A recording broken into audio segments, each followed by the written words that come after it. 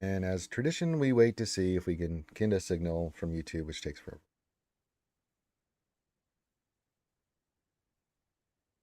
And we are live. Hello, everybody. And well. Good morning, good afternoon, good evening, wherever you are out there in TV land. And welcome to another session of the Jedi Academy with your boy Ranger J 1999.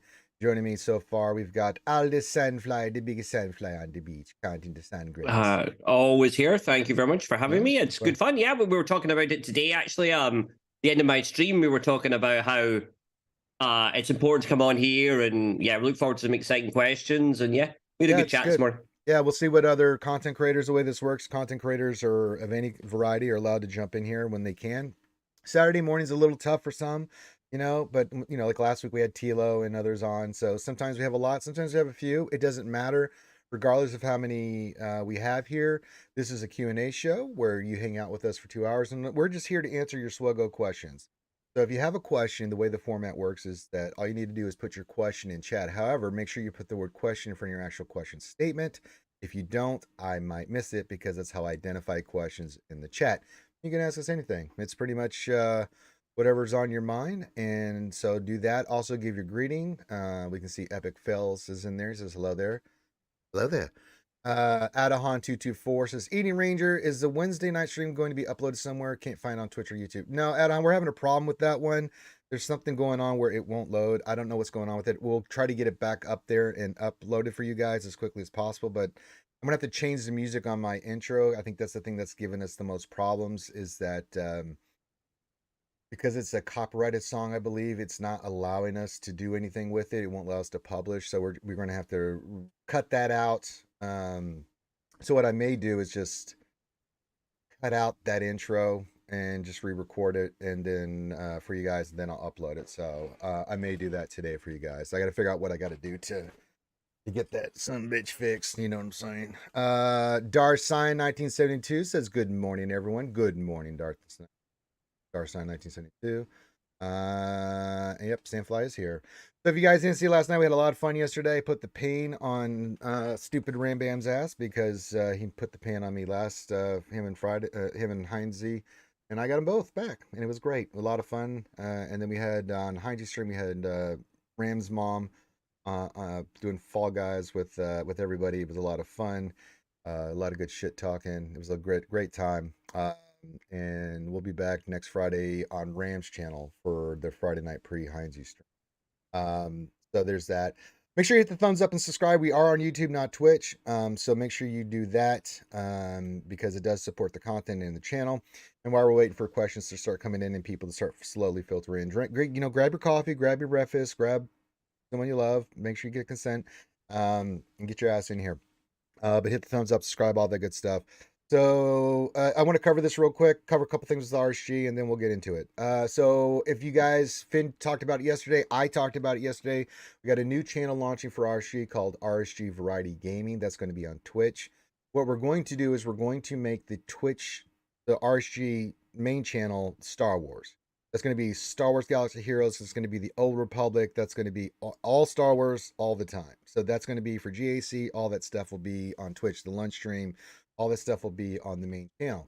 But for all the variety games like marbles and all the other stuff that, mainly Finn likes to do and sometimes I get involved with, that'll be on RSG Variety. So if you haven't gone to Twitch and hit just follow, on Twitch for RSG Variety, please do. The sooner we can get that up and running with the follows and stuff, the sooner we can get affiliate. Once we get affiliate, then we can do a lot of the cool stuff we're doing on the main channel. And then we're going to be moving some stuff over to YouTube. I think if the plan is we'll start D&D on RSG Variety, but we're going to eventually move it here to YouTube once Finn gets it all set up. And then we'll continue to have Jedi Academy here because it's just format to do it in. But all the videos and stuff will go up on YouTube. We're still working out the kinks and stuff of everything. So yeah. Also, if you haven't already, we've got the new lore video out. 2 videos I want you to focus on moving forward. If you need help with the Reva mission, please, God Almighty, watch my video on the Reva mission. I've never lost it. I always beat it, no matter what the RNG is. Please watch it for how you need to mod, the type of mods you want, the speed order, and the speed that you're looking for in those characters, and then how to react when you go in there. It's always going to be different RNG, but there's still, if you stay focused on what I tell you to do, you should beat it 95% of the time. There's still a chance that, the RNG just said, hey, everybody's stunned, and you lose. You can't, there's nothing you can do about that, but if you want to help your guild get Reva shards, that's the way to go. The other thing is the lore video's out, and I'm going to get those uploaded. I have 2 episodes behind on Podbeam and Amazon, but I'll get those uploaded today. So we'll get those uploaded. But on YouTube, episode 12 is out. The new lore series is out for everybody. Patrons, if you would like to support that kind of stuff and the other things that we're doing, become a Patreon, $5 a month or more. Supports the kind of content that we've been able to expand and do with RSG. If you want to do that, that's a great way to support the channel. That being said, the lore video is out. It's episode 12, Lore with Idiots. We'll have another one that we'll do tomorrow, which we will cover another fabulous topic. But this is episode 12, and today, and on that video, we're covering Ahsoka Tano. Ooh, yes, I do some good coverage of Ahsoka Tano. Not a lot of idiot stuff on that one, because, the idiots kind of knew who Ahsoka Tano was, knew a lot about her. So, not shocking. So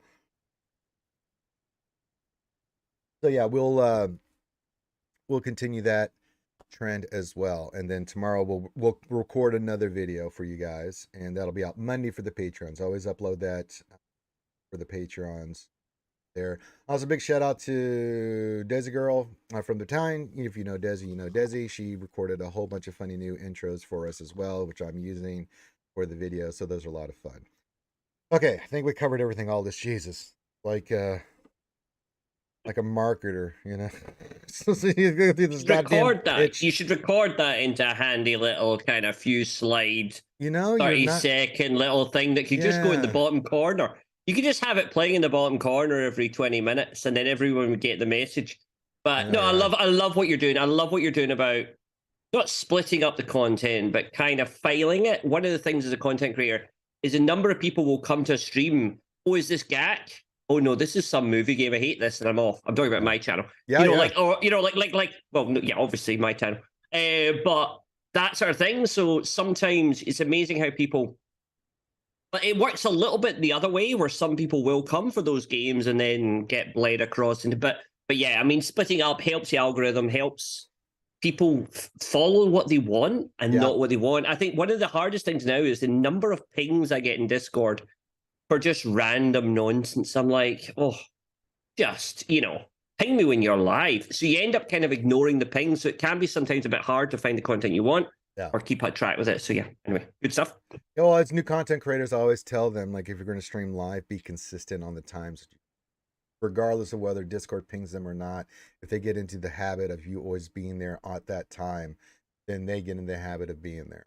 So that's do an extra stream if you want at a random time, and that's okay. But make sure you stick to I go live bang on 8 a.m. UK time, 5 days a week, and 4 days a week, and 7 p.m. night. And it's like a bang. It doesn't matter if somebody starts 2 minutes before me, or if somebody's about to finish 10 minutes before. It's not a case of go live. I always go live at the same time. It's always the same stuff. And you notice it because you end up having a lot of people at the start of your stream, which really helps the vibe get going. It's something I talk a little bit about on, when you're streaming, the best thing that people want is people to chat. We want questions. The more questions we get, the more it helps us interact, chat, and it's kind of like you have this kind of content helping you out. So the more people chat, the better. And that's why the most important thing. What else in 3 for our first question of the LBC says, morning guys. Good morning, LBC. Yeah, you know me. What else in 3 says, question, weren't we supposed to get Tarfor I can't talk to her now, or Saw this week? They were supposed to follow the 2-week pattern. Maybe they're not. Maybe there's something going on with it. There's nothing in anything that says they have to follow the 2-week pattern. They could be waiting next week, when they're ready for that release. Sometimes it's 2, sometimes it's 3. We've had releases that for these that 2, 2, 3, 3, or something along those lines. We saw that with the Galactic Legends.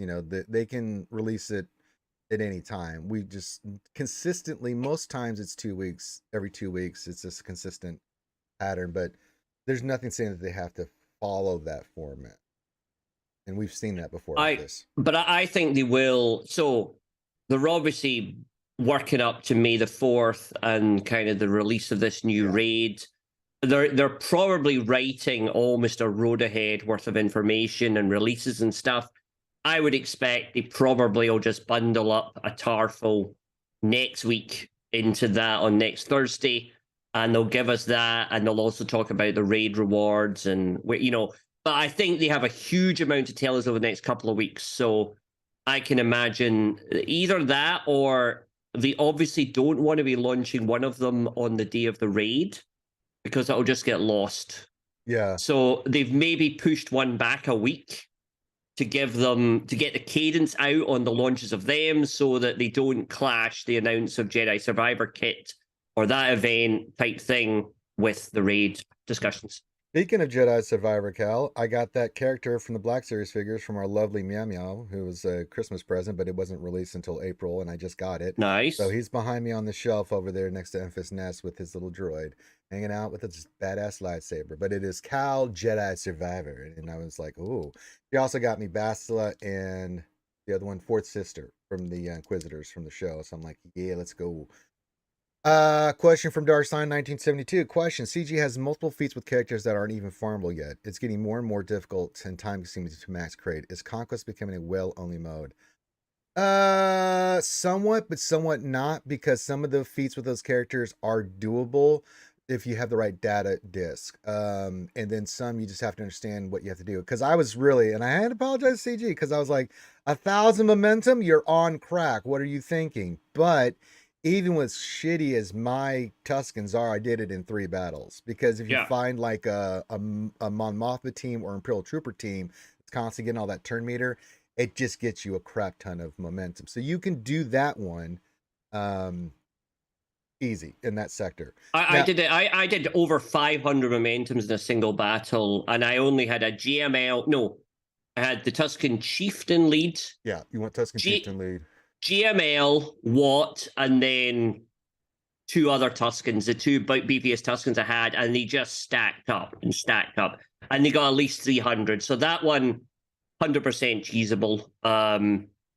Now, for the whaling part of it, you're absolutely right. Like the win 20 battles with Tuskens, that shit ain't happening with me. So I'm just like, no, because there's no way I'm winning all 5 Tuskens with where they're at in any sector. I'm just going to get crushed, right? There's just no way I'm going to win. I could, but it's just not worth the effort with the gear and stuff that they're at. The Cal Survivor one, or sorry, the Cal one. I'm doing the Tusken one. Sorry, so Ewoks and 501st in the first zone are doable if you can get your Tusken Chieftain out early. Yeah. Those are your best bet. I'm doing them with 2 unfarmed, so basically 2 3-star. Maybe Gear 8 Tuskens, the 2 new ones, but then the other 3 of mine are relic. That's enough to easily do 2 or 3 Tusken battles on a 501st node in the first one. So, yeah. Now okay, I will say the like the one for Cal Kestis, it's doable. Mine's high. I've got mine 7 stars, about to be relic. That's different, but I've seen people that are saying just run him under JML. You call him all the time. If you've got Zealous Ambition on, he's support. You can knock that out. However, it's a lot harder if he's lower stars and lower gear, because even with the Zealous Ambitions, you know, it's not as easy. I did it this morning. So it's doable. The intern, our favorite intern at CG's back, and they've put the zombie back in the sector 4. Right, that's where I'm heading for that one. Yeah, that's a little cheese. Basically, and I did it this morning on stream. GML. Was it GML lead? Yeah, GML lead. Jedi Knight Luke, Watt, Cal, and I was using GMY. You can use GMY. You can use Shaq or Hoda. Hermit Yoda. I like Hermit Yoda on that one because you've got you can do both those calls. I just look like who can do calls and assist. You know, that's what I'm looking for. JML can, Jedi Knight Luke can, Hermit Yoda can, Grandmaster Yoda can do one, but you can get his turn fast. But the problem is you got to be careful with him because he can one-shot some of those characters. So there were numbers. So the big danger, I mean, my Cal is only 3-star, Gear 6. Like, he's absolute horse. what I did, I found it easiest if I put the damage tech, the kill tech onto Jedi Knight Luke first. If you have a voluntary Vanguard, then your GML should taunt. It should get marked anyway. So GML will taunt through the voluntary Vanguard disc. Yeah, if you don't have that one, you can put the taunt. You don't have on, them. if you can put the taunt on him, if you don't have that. But I found it better with Watt putting the weapons tech on Jedi Knight Luke first. Then Jedi Knight Luke can basically kill. You've got to kill Saj, Talzin, and Daka with Jedi Knight Luke to prevent the revive. Right. Once you get down to Spirit and Zombie, you're just calling Cal permanently against Zombie, and you've got 10 minutes to rack them up. You should get anything between 25 to 30 if you get them right. I did it in 4 battles. A lot of people are doing it in 4 battles. It was a little bit. I was using GMY because as a safety net, GMY would put the magic eye above Cal, so it'd at least dodge one. So if you kind of lost a little bit of it, it got better when I put the damage tech on Jedi Knight Luke, the weapon tech on Luke first, and then put the tank tech on Jedi Knight GML. Sorry, too many L's. Weapons first was better for me because it meant I was able to kill them quicker, and I didn't need to wait for the second round for Watt. Yeah, but now, super easy. So the point's important. I agreed. Sorry, I'm talking. I agreed. I'm talking too much. Well, that's okay. Now I was gonna say the other one is the 40 battles with Mother Marin, Mother Talzin, and Eldaka. You even with a slight like gear 11 Marin, you need to go in there with a GL. So you go with Talzin lead, but you want either SLK or Lord Vader in there because survive. Like you can go to the Sector 2 node and farm your Datacrons, and it's doable. Once you get around 70% stamina after the first 3 battles, it gets iffy for that last one because it's just a little bit of RNG. But if you can survive and do your thing, especially if you've got Zealous Ambitions or the other ones, the Amplified Agonies and stuff, very much doable with that. So you just have to kind of know where. That being said, it is more difficult. They are making it more well-favored because it's a lot easier if you have the characters done. These characters are not farmable at all. Cal is not even farmable. So Cal, Marin, and Seer, who's part of the other Cal, kills with Cal, is in the same boat. My Seer is not even close. I'm not even taking her. It's just Cal. I've not unlocked her. That. And then Tuskens, 20 battles. I'm skipping that one. I'll do all the other feats. It's the one I'm going to skip. I know it's 15, but if I can get all the sector feats done and the sectors done and these other feats, I'll get Red Crate. So, but it's just a lot. It's a lot of battles. It's a lot of goddamn battles. I'm 21 with Marin. At the moment, 21 out of 40, and my Marin is gear 1, 3-star. I did put her to level 85, but that's the only. She goes into battle with 3 little bars above her head. It's hilarious. And like I say, I run the Mother Talzin, Daka, Zombie, Marin, and then Lord Vader. And the 501st team I attack, they can't kill Lord Vader. So it only comes down to actually trying to kill the AoEs on the 501st team I go against. You've got to kill Echo. Kill 5s, kill Echo, and then... Yep. 5s first, Echo, and then revive Marin. And then once you get it down to no AoEs, then Marin survives. Everybody's there. You get the win. Yeah. But yeah, you've got to understand what CG creates a problem and then offers a solution. That's what Conquest is. Okay, Conquest, in my opinion, is not a fun game mode because of the sheer monotony and repetition of it. Right, one thing to have to go through and figure out battles and all that other stuff. That's fine, but the repetition nature of it is what drives me crazy. It's just like doing the same battle over and over again. It's just not fun for me. I like a challenge. Some of the boss fights and stuff. It's like, okay, let me figure out what I got to use here. That's cool. I like that. Some of the fights are cool. You're like, okay, let me figure that out. But when you get down to the brass tacks of it, you look at all these feats. 1, it's too many. And 2, it's going to be geared for those newer characters because they want to try to force you to either spend crystals or money in this game.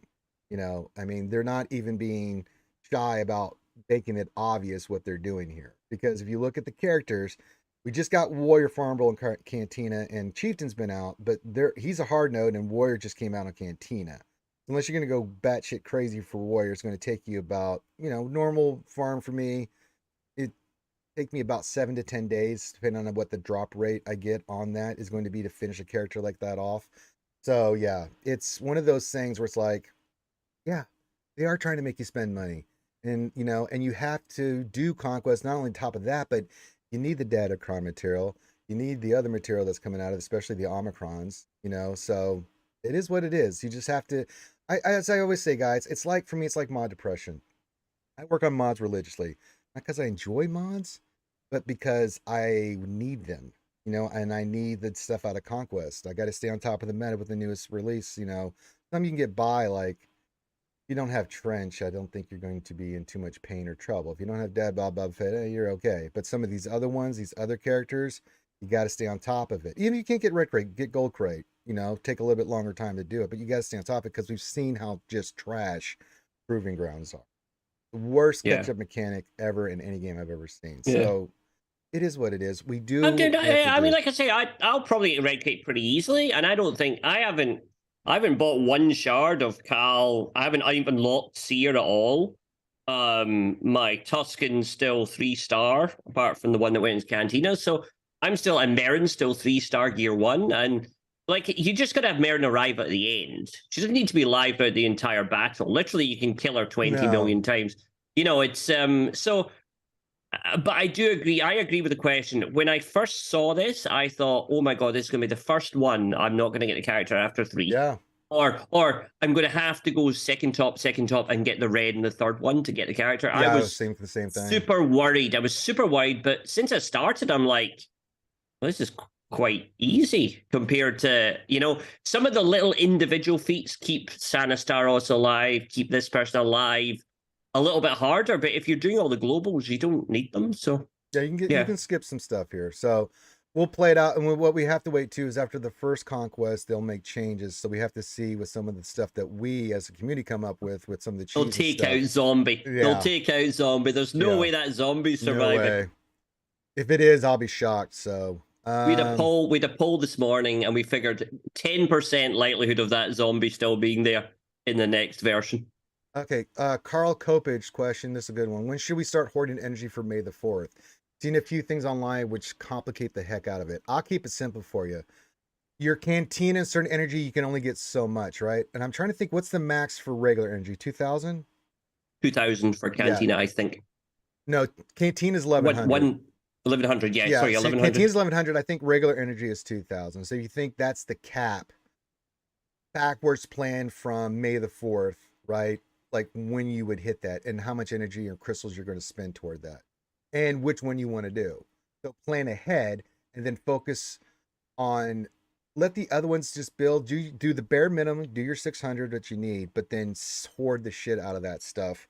Cause I'll wait till like, I don't know, April 31st, the 30th, I'll start hoarding all that energy, get maxed, if you want to get maxed before then you can, and then do your bare minimums, let your 45s and all that other energy refreshes hit that, because that's the only way it's going to increase. But just plan ahead. It's just, if anything, I would say 4 days grace. You want 4 days ahead to start really hoarding that energy every day. Spend, the 3 100s in Cantina, do the 350s for energy. If you do that for the next 4 days, you'll max out on all those. So you'll be max energy by the time May the 4th comes around. I hope that answers your question. It's the best plan that I've come up with for doing it. Yeah, if you're not hoarding for a GL, so you're not hoarding like the 20,000 energy that people like Arnold have that are, because that's because he needs the GL. So he has to farm all the cards on the day the thing comes out. So there are people that regularly hold that much energy. Yeah. But then they're losing out. They're basically losing out a lot of the. They're not getting the auto energy, which isn't a lot in a day, but it does mount up over time. So yeah. If you're not a massive whale in the game, then I only tend to maybe stop for a couple of days. And even then, I just take the double drops more as a bonus when they're on, rather than necessarily be very excited about sort of, it depends on May the May the 4th has always been, what am I working on? If there's something heavy that I need to get, I'll go for it. Now, I will hoard energy, but like regular energy is going to be not for a farm, but for Chirotex. I'm going to go hard into Chirotex, big time. That's when I go hard into Chirotex for that. Because the character farms, I'm like, I'll do them, but I'm slow farming them anyway, and I'm not gonna waste energy on unless I'm close to like 7-star. Then I'll maybe flip the script. But ship energy, I'll hoard up, and I'll use that for uh certain pieces of gear that I'm working on a character. I use that for gear, depending on which purple and or gold piece I need for a relic. So you just have to kind of plan it out. As long as you plan out, you'll be fine. Next question. Do you think they will have some cam shards available 5.4? The new TB really messed that format for me. Possibly. I don't know what packs. I haven't seen what packs they're going to put out there. We haven't seen any information on the packs yet, and there hasn't been anything in the one Discord Data mines. data mine. So stay tuned on that. They might, but pretty much if you're not doing the or doing that TB, you're gonna have to use get 3 or wait for any kind of pack that comes available to get cam. It's just the way it is. I know the new TB screws that up for some people, but you know that's going to be the only way for right now. Hopefully they do, but if they don't, then don't be surprised. Carl, question: what do you think of the new Datacrons? I keep rolling accuracy so far. I'm not very impressed with the set. For UFAs in this set, Christ Almighty, they're OP. The other sets, like for Geos and stuff, the other Okay, Tuscans. I mean, like Tuscans I say, I've been, but you gotta have the Tuscans. Yeah, you've got to have them max though to really take advantage of that. You know, so going into 3, and this morning on stream, I rolled 1R9 and got Mara J. I mean, that's a fantastic one to have. So yeah, so I got that one, which I was quite happy with. So my first R9. I think overall the feeling is they're not as groundbreaking as the 7th set. I'm looking forward to Wampa and Vader getting their protection back on dots. That's going to be that one's kind of valuable. But I think the set's kind of not quite as groundbreaking, I would say. It's still a pain in the ass though, because it's got hell still in there and other shit that's like, God damn it, here we go again. Because if you look at those UFA ones with the health still and stuff in there, that's going to make some of your UFA teams. Like I'm doing one for Cal for sure. I'm doing one for Ben for sure. I'm doing one for Mara Jade for shizzle. Are you kidding me? Yeah, all those UFAs. I'm doing all of them. Now the other ones, I'm just, it'll be stats. Like I'll do 3 to 4 for like certain characters, but then after that, as in Carl told me, he just showed up. He told me this, like you don't need the other 9s. Just get them to 8. Use them as stats. Use the secondaries. Get those set up for your other teams, and then you're good to go. Because on the Wandering Wisdom, there's our Defiance Rising one. I have a shit ton of 8s that I use on all my teams with really good stats that have those certain abilities and stuff that I can put on teams that really, I don't need the 9. The only ones I have on 9 is Sortie, Chupio, and I have a resistance one that I can use. I didn't have Zori, so I just did one for Rose, but I'm not going to use Rose. But it's just the stats that the resistance get for when I had the set for like Ray and stuff. But now with this. Oh, very often I'll take them to 3 to allow me to re-roll. I'll take them to 9 to allow me to re-roll the 3 to be a better match, or re-roll the 6 that, so sometimes I'll do that. But yeah, it's okay. But yeah, it's just case by case. I mean, that's really what it comes down to. It's like if you need to re-roll something, take it to 9, but otherwise you're saving yourself 2 million data cache. Just not doing that if you get good, decent enough stat rolls on the way up. So it's just don't need to fuss about max and everything at level 9. No, it's expensive. It's really expensive. No, we just got all our material too today. It was delayed, but it is what it. And we're going into 3s, which isn't quite, I would say, as Datacron. I don't know. It ends up being the first round of 3s when the Datacrons have just been released tends to be a little bit more random. Not everybody has the same ones. Nobody quite knows where they are. So it tends to be, for me, more when we get back around to 5s, when it'll start to be a little bit more kind of what have people got in a month's time, effectively.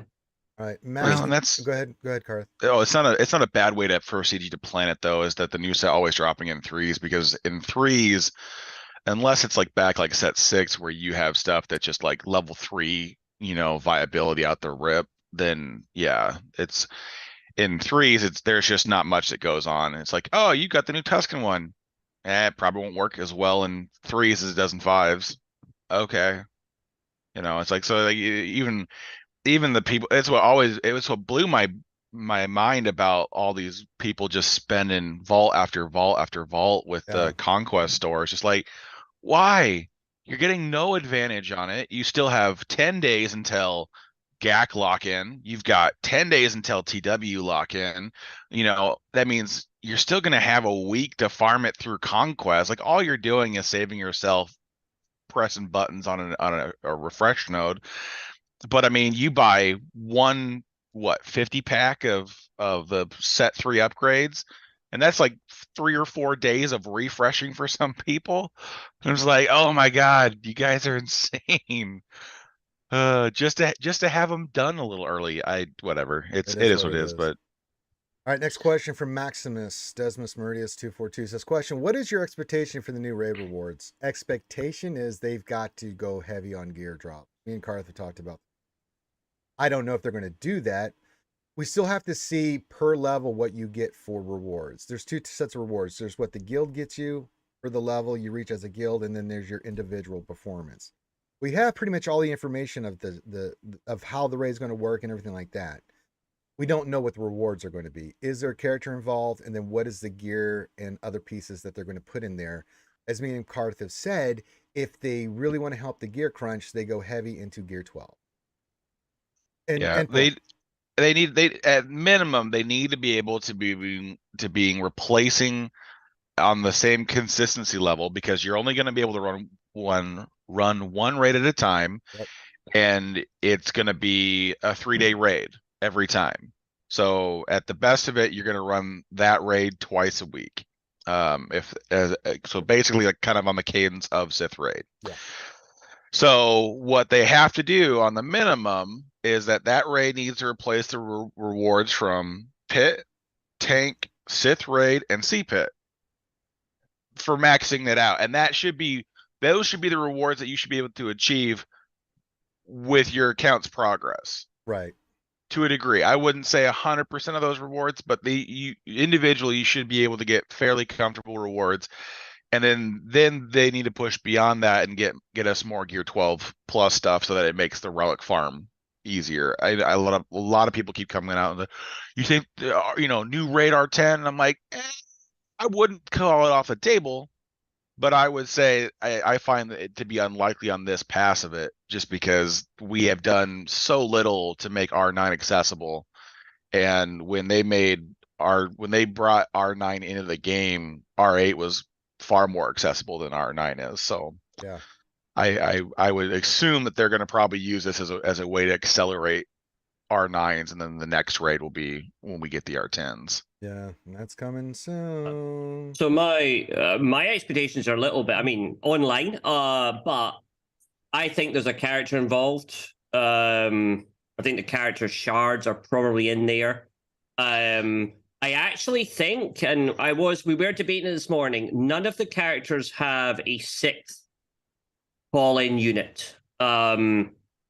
A summon character. So none of the people you can use are able to fill that 6th slot. There is a debate over Jabba the Hutt that obviously prevents it, but it is possible we're joined by a 6th character. The fact when they launched the modifiers, they only told us the first 3 modifiers, but missed out levels 4, 5, and 6, meaning there could have been something in there that says increase fear from whatever, and all of us would have looked at that going, well, none of these characters do fear. I think there is a reference to fear somewhere in some of the stuff, which none of the characters do fear. So none of the current allowed characters have a fear mechanic, and they have fear reduces the captive stat. Yeah. So the two situations I expect is either we're joined by a 6th character who could be the new character we're unlocking, be a GL Boba Fett, or a GL Mando, or an upgraded Mando, or something. Or the Marshal, could be that. Or we're actually fighting with a 2nd team on the field, and we're joined, it's like the same as the Ackley. Is that right? I always get that wrong. Where you actually have Boba Fett on the field, but actually on this side, they're sort of on our team, and maybe we need to work with them. There is so I think the raid's not just you standing here hitting a crate dragon.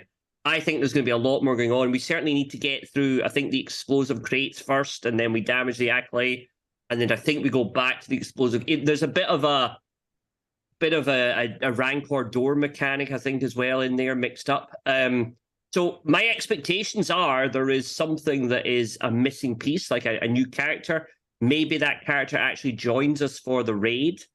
And maybe that's why you have this fear mechanic in there. You have references to things. They can't tell us the upper modifiers because it would give away that there's a new character. That's my kind of thoughts. I know there's a lot in there, but yeah. Well, let's just wait and get the information, and then, as we always do, we'll get in there and we'll fuck around with it, and we'll get it squared away. So yeah, let others that have the teams and stuff that can kind of give you an idea of what's going on, that has the time to, go in there and spend an exorbitant amount of time figuring out what you want to do for each phase and stuff. And which teams are going to be the big point hoarders, and what's gonna get you your best path. Because I mean, I know some people that are just panic upgrading Jawas right now, and I'm like, why? I mean, I wouldn't throw it beyond CG to have like Tuskens and Jawas be the big damage dealers for the phase, besides like maybe Hut Cartel. But I mean, I can see thermals being important because of Hut Cartel, so I can see Jawas. But you're right. I had, when I was sort of ranking the teams this morning, and I had Jawas like second bottom, then Old Republic bottom, from where I see them. Yeah, I would just wait until it's here. Like, just hoard the gear and wait. There is gonna be plenty of time. Just expect this thing to fall off the tracks immediately upon rolling a centimeter forward. Yeah. Like, we're gonna get in there and break the raid, and they're gonna have to take it down and give us a make good package, and we'll call it a day. Let's just let it release like everything else has the last 2 months. And I mean, I wouldn't fuss about it. I feel like the only thing they're going to do that's going to be kind of a dick move is that if they do a new character release through this, it's going to be tied to your guild's progress.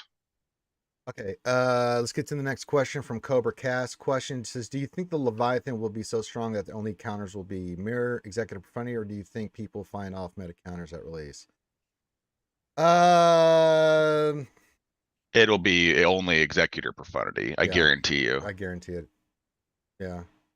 But maybe and if it's not the case, if they do find something, because like Playbook and those guys will sit there for hours trying to figure it out, they'll make changes because they want that to be the cream of the crop. Ships is just, they always do that with ships, I think it will be a heavily offensive ship.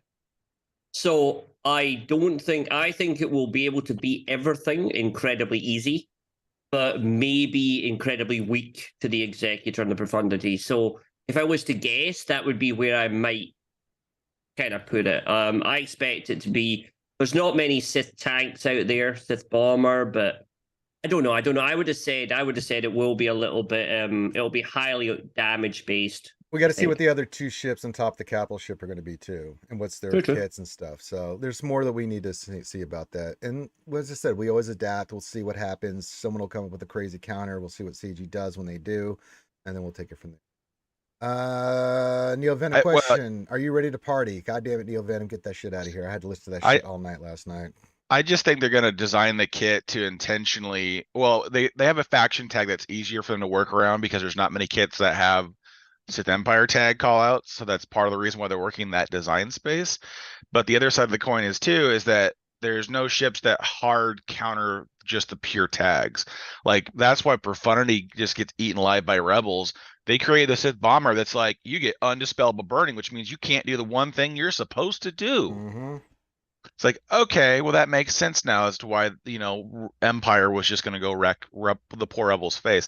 I think they're honestly going to put this fleet as a tier above, and it might get to the point where it's the only thing you are beating it with is a mirror match. Yep. And I honestly think that's where they're going to go, because unless they have Malgus and the Fury are going to be hard lockouts for a lot of players. Yes. To get access to this ship. But I honestly think CG is just in the point now where they are going to give the whales and krakens some exclusive kibble for fleet this year. Yeah. Where it's like, if you're not at the top, you ain't gonna sniff it. I'm sorry, but that's how the cookie's gonna crumble. Yeah. I've always found the ship person to be more more in control and hands on the rudder of a little bit of a rock, paper, scissors kind of stuff. They haven't been as fast as loose as the characters. So I think they'll do a sensible little half step forward from where they are, and they'll give a few little counters if you're modded right, or the strats. I think it will be a better fleet again, but it won't be unbeatable. I think it'll be in control. Yeah, you'd be able to beat it with a mirror. Yeah. I'm not pushing it that hard. I agree with you, Aldi. They're probably going to have something that does beat it if you have a well-invested executor or a well-invested rebel fleet where you've got like all your pilots at R5 plus or whatever else. My point is more that the ship guy seems a little bit more in control because he doesn't have quite so many moving pieces going on. Yeah. And therefore, he seems to have a better kind of measure about how to move the balance slowly, rather than create this kind of unbeatable character and then have to launch a hard counter to the unbeatable character. The balance is is much easier with ships. One, the releases are slower. There's not even close to the amount of ships there are to characters, and the releases there's like for every ship you're getting 4 or 5 new characters before the next ship comes easily. I'm not saying the people do the characters but I'm not saying that either. I can see cadence, because of that cadence is easier for him. I think he's more direct. I think he has basically one fleet a year to launch. He just needs to design it. It's probably the same guy, but I feel that when he does the ship stuff, he's easier at doing the little step forward, and it's easier to test for them as well. So there's a little bit, but anyway. I take 2 steps forward. I take 2 steps back. All right, let's see here. Alpha and Omega question. In Conquest, is the win without using a GL boss feat called size matter not bugged, as I beat it without using a GL and it didn't count? Yes, it is. Yes. It should be without a UFU. Yeah. It says GL, but it means UFU, so you probably use the UFU. They put the GL tag there to basically go, we wanted people to quit using Hut Cartel to beat all of our UFU lockouts.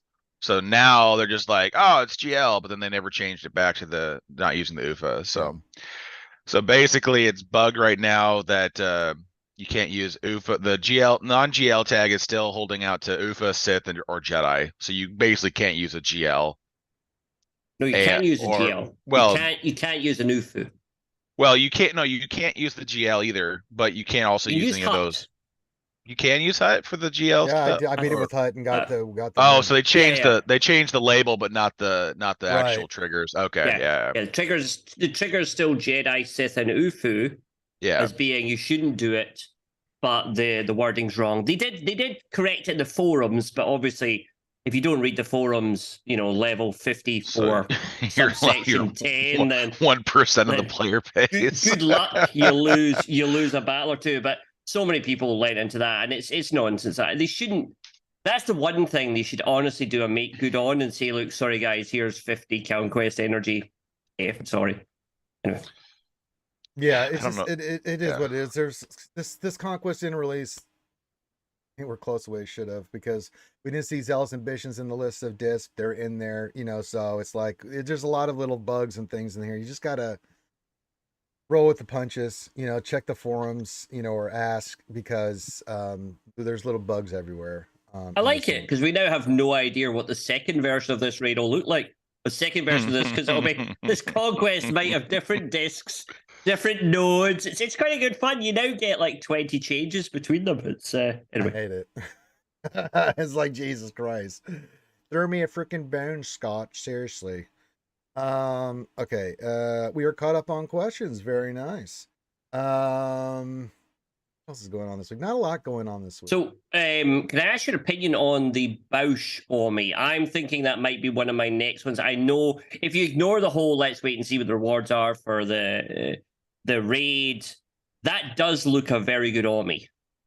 It is, but it depends on where you're at with Omnis. Like for me, I just put the Cal one on. I'm putting the one on Afra for GAC. Then I've got Reva. Reva's coming around the corner. We'll have her by end of May for sure. With the rate we're getting Reva shards.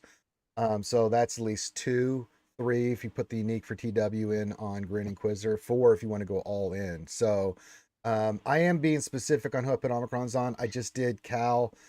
When I get Sarah up and running, she's going to get one because hers is a part, I think, JAC. And then Dr. Afra, of course, her leadership is the minimum you have to have on that team to make her effective in fives, not threes, but fives. So I'm stuck on 97. So I'm getting Afra in Reva in two cycles more. I'm about 60 away, I think, and we got 40 odd. So we're gonna get that. I am looking at probably Leia. If the raid matches my expectation, I'm thinking Leia. And it might be a good one to put on. And possibly, I'm still looking at Tuskens. I know it may be bugged or not bugged. I'm waiting to see if they fix it or if they do a post on whether they have fixed it before the threes. But I'm all in on Tuskens, so it seems like a decent army for threes. But I would also like them to apply it from threes to fives, the same way they did with Starkiller and Reverse. So I'd like them to do that. But yeah, that's where I'm kind of on armies. And I might do Phasma or TW for sure. I mean, the Bausch Leia, the only thing that I need to know with the Bausch Leia is what's the point difference going to be between the two. That's what I want to know. It's like, if I can do double or get double the points in Conquest with Hut, or not, sorry, with the new raid with Bausch Ami with my Hut Cartel, and I'm gonna slap that on there because that's gonna make my progress much faster. But if it's gonna be like you get 20% more points, it's like I don't really, unless it's like the rewards, unless the rewards are phenomenal, it's like with that extra 20% boost, now I'm getting like 70 character shards a raid, and I'm gonna have this character in like 5 weeks. Like there needs to be an incentive to equip that for something like that. So I'm just going to be a much bigger proponent of, I'm going to let somebody else beat that path down first and see if it's going to be worth the investment. I already know there's a half dozen content creators that have got it equipped. They're going to field test it, and we'll see what happens. But I mean, the only thing that I don't like about her Ami is that you have to go full bore with her setup, because you only have Fearless only applies thermals for 3 turns. So you have this brief little window to ramp up your damage, and then it goes away. So depending on if RNG is going to just screw you out of that Ami being functional, which, I mean, you can keep just attempting it, but to me that just seems like, if I got to restart the battle 15 times to get an opening where the Crate Dragon doesn't make Bausch just a useless pile of puddle, then why bother? I'm not going to fight it. I agree, but I think if we're looking to toss thermals onto an explosive crate that has 0 tenacity to, but you're right, we are fantasy booking a world that we don't know the rewards. I do think, of everything I've read, it does look a very good army. If we understood the mechanics, it does look very good. I think it's one I'm going to put on the very second I see what the raid, more details on the raids. I'm definitely keep 20 for that. And I think it's going to be a bit of a key. I love it's got defense penetration in there. To me, there's a lot of stuff inside that army that tells you about the Crate Dragon itself, and how you might want to mod your team and stuff like that. So anyway.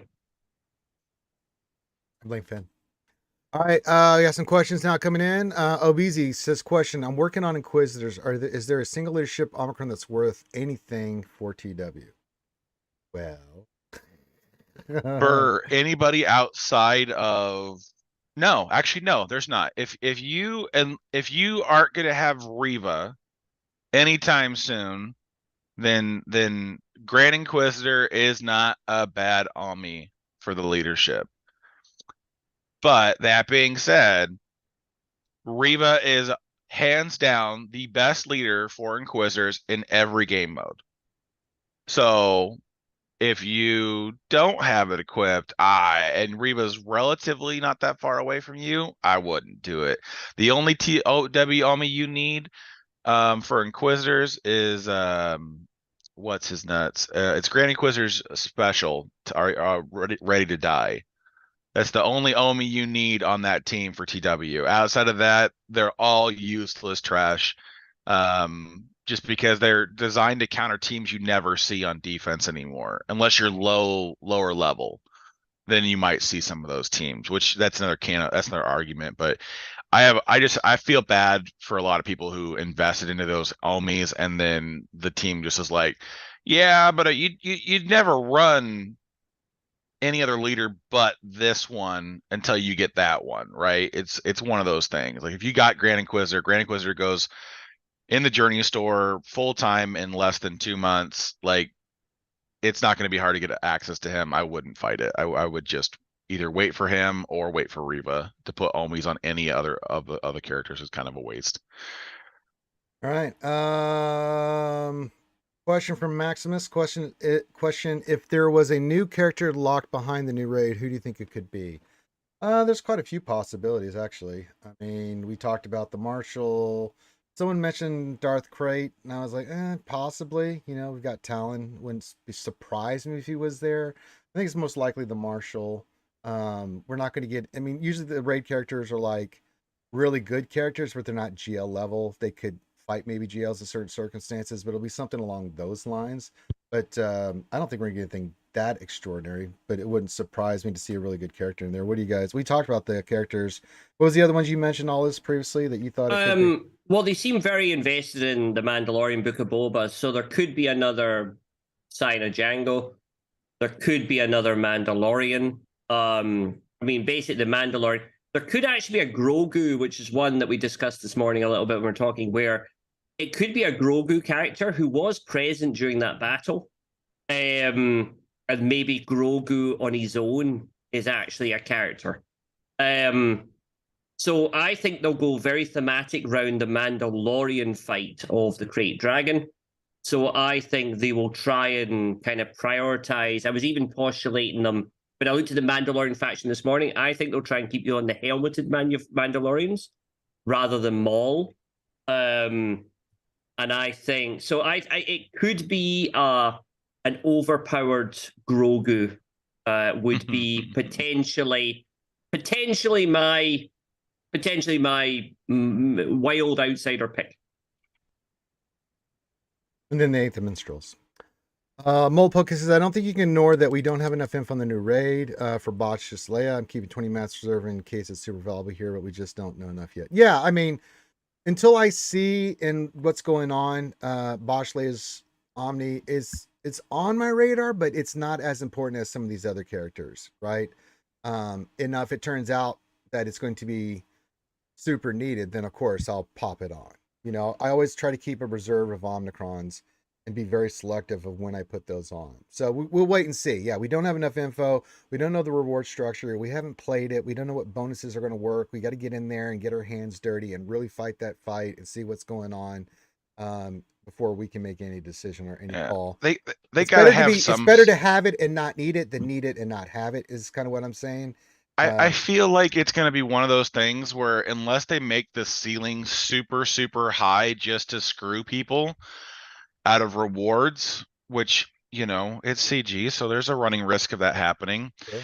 I feel like you're going to hit a certain threshold of once you can get like an R, like if you can have all the available characters for the factions for the raid, like an R5, if at that point you can get max rewards or whatever else, then like what's the point of putting it's like I feel like the Leia Omicron is going to be more for people who can only field like Hutt Cartel and one other squad. I feel like if you can field the vast majority of the teams, then you're going to do fine enough.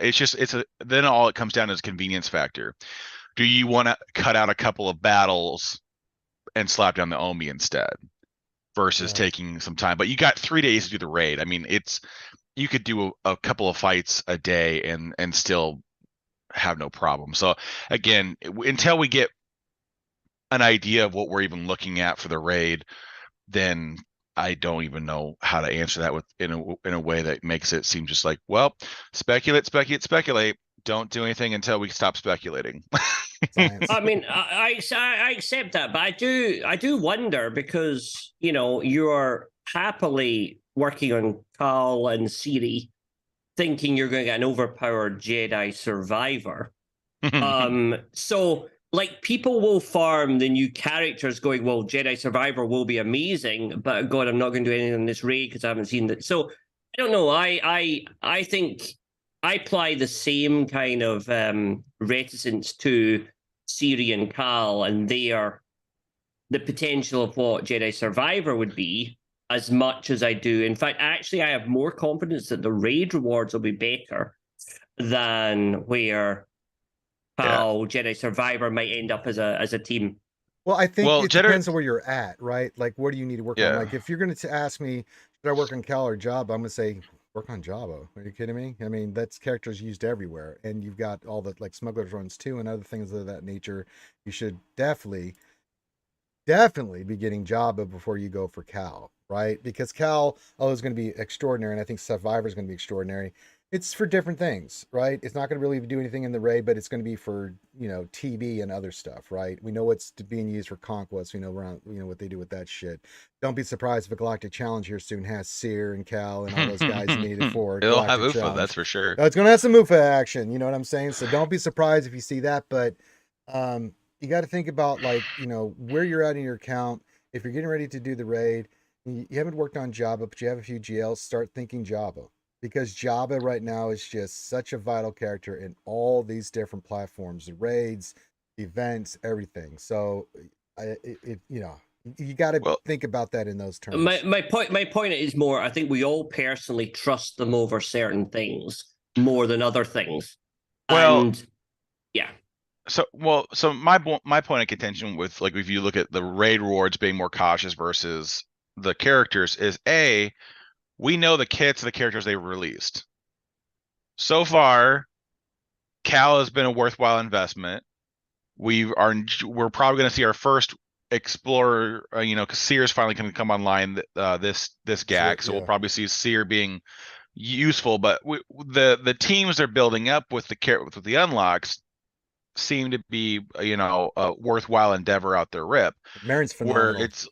When you're looking at what you would need to upgrade for the raid, you're looking at a lot more characters, but B, characters that will literally do nothing else besides that raid. Like, I don't think any OR team is going to be worth an R7 investment unless they just absolutely slap cheeks in the raid, which I am not going to put money on. Like Tuskens is a safe bet because that's what they were designed for. We know that out the rip. They designed the Tusken team to just go be annoying as heck in that raid. Okay, fine. But outside of that, I couldn't tell you what else to put your money into because we don't know where cartel, Well, yeah, because we don't know where it's going to come into. And I think that's the bigger difference, I think, in my head at least, is that with the newer characters and with Cal, because I honestly don't know if Cal Survivor is going to be worth the grind. Because you're right, it's a TB Omi. We don't know where they're going to put him after he's out. If he's going to be a Jedi, that's the only thing we know. So there's a lot of concern with that one too. I'm not advocating for dive bombing on Cal at the rip either, but it's just it's kind of like the Cal requirements kind of remind me of Starkiller. The requirements are supporting stuff that makes the investment, even if the end character isn't as phenomenal as we're hoping for, it makes the investment along the way better. I can only imagine that we're gonna have a decent duo with Saw and Tarful, and we're gonna push another rebel team out from there at some point. So I agree. There's a reason to be cautious with new stuff that we don't have in the game for anything.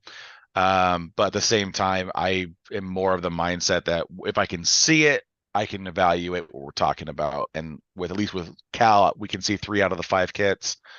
So and they're all really, really good kits. They really are. I mean, they're really good. Marin's phenomenal, and Cal himself is really, really good.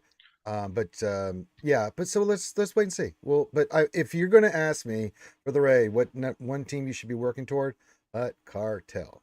Just do it. I mean, if you're a mid-tier player, finish up what you're doing, but start going into Cartel. Now, if you want to wait to see what the next GL is, that's fine, and I get that. But if you want to get immediate results as quickly as possible for the raid, Jabba. You know, I it's mean, it almost at this point they've hemmed it in enough to where it doesn't matter what the next GL is at this point. right. We're not going to If get that you, till like September, you know, yeah, October. it won't be till fall at the earliest that the character shows up. But the important thing to take into note here, folks, is the raid comes in like, 2 weeks. Can you not be a part of that for the next 9 months? I don't think that answer is going to be yes. So it's an unfortunate box you're getting put into, but if you want the new character or the better rewards, you're going to need to start putting something together towards this thing. And so if you are on square zero right now, start running towards Hut Cartel. I mean, that's going to be your best bet overall. There's so many things with Jabba that makes it worth the investment. The only, of course, pain in the butt part is going to be getting Luke unlocked. So, Yeah. So outside And of that, I go would for it.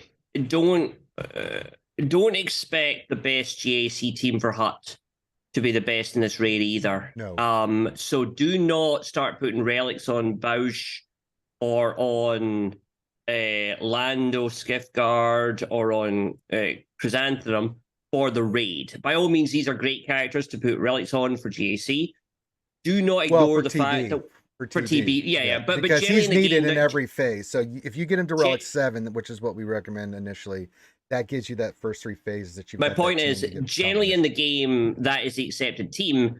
Do not ignore that potentially people like Embo might be better here or Mob Enforcer, and I'm kind of mixing kind of things.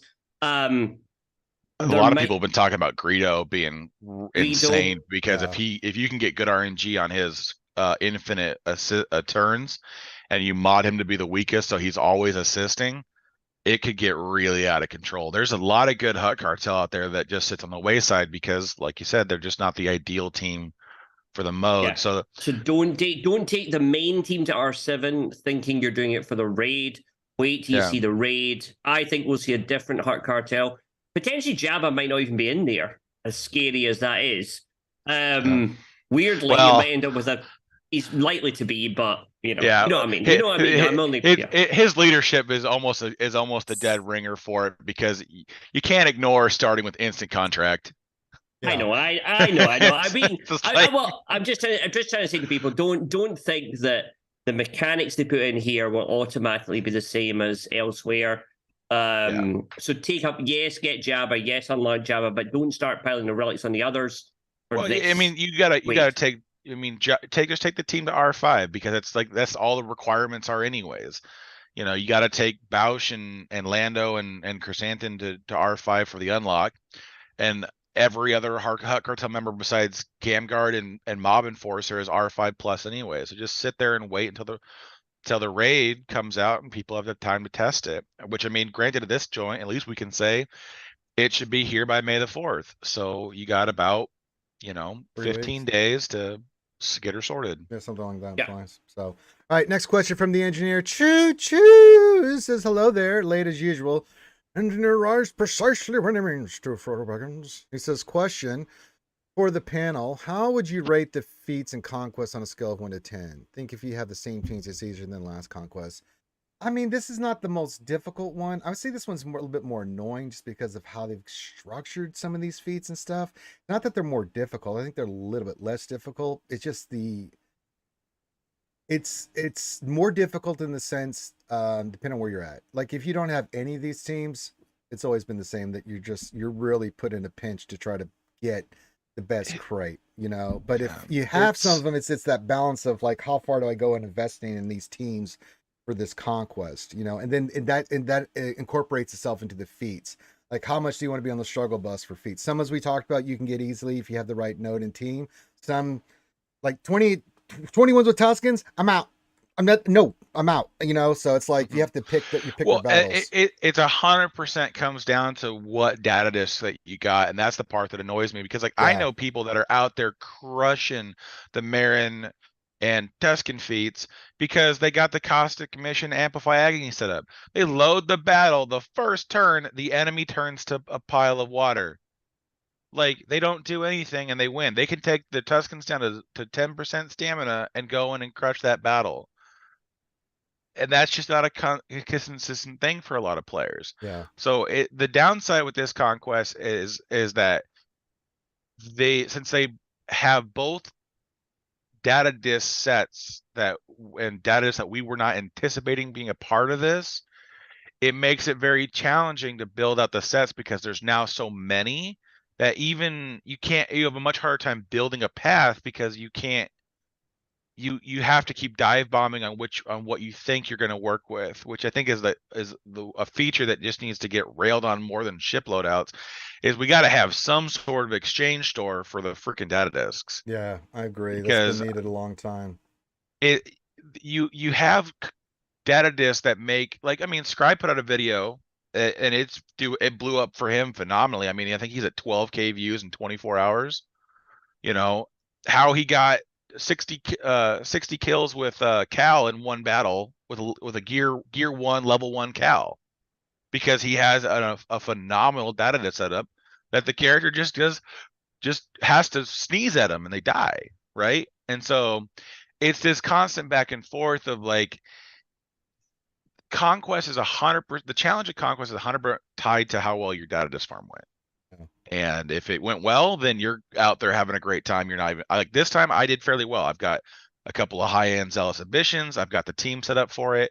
I can go in and just press auto for 30 battles straight, and I'm not even thinking about playing Conquest. I'm not even worried about it. I'm gonna red box probably in the next 4 days without even having to break a sweat. But I mean, when we were doing Trench, the second Conquest, I got nothing for data disks.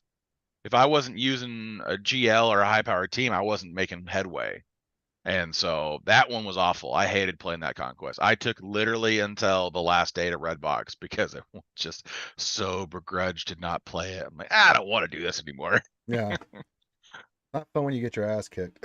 I don't know. I love Conquest. I mean, like we talked a little bit about that cheese and that video, or the variations on that video. I did it on the stream this morning. I did it in 4 battles. I got the Cal kills, even though my Cal's terrible. And I think that I like this. Well, I sort of like this one. A lot of the feats are kind of semi-cheesable. I wouldn't have said it's really exciting me. I still wish they would rework Conquest down to 7 days and kind of half the nodes, half the battles, half the everything, and kind of make it more and fit it into the week before GAC. Yeah, I agree. So rather than having 14, shrink it all down, maybe half some of it, maybe third some of it. Just find a space so that basically it occupies this week and no other week. And yeah, I would like them to do that, and I think that would make it more of a sprint. If you want to be invested, you can be invested. But yeah, on this one, I have to say Conquest. I like Conquest as a game mode because I'm suitably have time for it. But I wouldn't necessarily say I wouldn't rank them high. I think a bit lazy this one. Whereas previous ones they've done as whole new battles, whole new baddies, whole new kind of a story through it, where you were fighting. You fought Malgus, you fought Rey and Kylo, whereas this one I feels a little bit kind of just tossing in teams at the moment. I don't know. They tend to do that with ship Conquest rewards, though, that they tend to be a lot more lenient on the feats and the nodes. Though the Rey node at the end is absolute cancer. So there's that. But it's usually when they have a fleet character, they tend to dial it in or dial it back a little bit on the overall difficulty of the Conquest, and then characters they tend to ramp it back up. Yeah. All right. Engineer question following Maximus' question about what he said. What about the Tuscan Hound Dog as a summon for Cheeton as reward for new raid? I don't think that would be worth it. Yeah. Not for a summoned character. And to release a marquee character with half its kit cut out, I don't see that happening. Even if no. It'll be something worthwhile. Usually they all are. I mean, if you look back at like GK back in the day was worthwhile. Treya was worthwhile. I mean, GK is still one of the best tanks tanks in the game. I mean, Trey is really solid. They keep making Han viable, but Han's viability is 100% tied to the tag he can be associated with. It's just helpful that they've added Smuggler and Scoundrel to him, Yeah. to have viability outside of the Rebel faction. But I mean, I'm expecting them to keep the homage with the raids and have a character, which is why they told us nothing about the raid rewards, Yeah. and probably will not tell us anything until the raid starts, which is probably the large reason why we have a blackout going into that, is that they want to have time to put all their things together leading into this, and they want to keep everything hush hush to build as much possible hype for the raid as Yeah. possible leading into that last And little we run talked up. we talked about potential. It could be another Cad Bane would be another one. But look, It, I think look, I think it's likely to be a character. I think it's good. I think it's I think there's definitely a missing piece to this. I certainly the broader point for me is they seem very much invested in the Disney stuff, and much less invested in the original trilogy. And therefore, I've now kind of altered my. We'll definitely get a GL Endor Leia.